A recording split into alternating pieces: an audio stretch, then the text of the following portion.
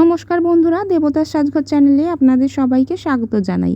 সাথে জানাই নববর্ষের আন্তরিক প্রীতি, শুভেচ্ছা ও অভিনন্দন। আজ পয়লা বৈশাখ, মা লক্ষ্মীকে নতুন শাড়ি পরিয়ে শৃঙ্গার করলাম। কিভাবে আমি মা লক্ষ্মীকে সাজলাম তা আপনাদের সাথে এই ভিডিওতে শেয়ার করব। আপনারা স্কিপ না করে সম্পূর্ণ ভিডিওটি দেখতে থাকুন।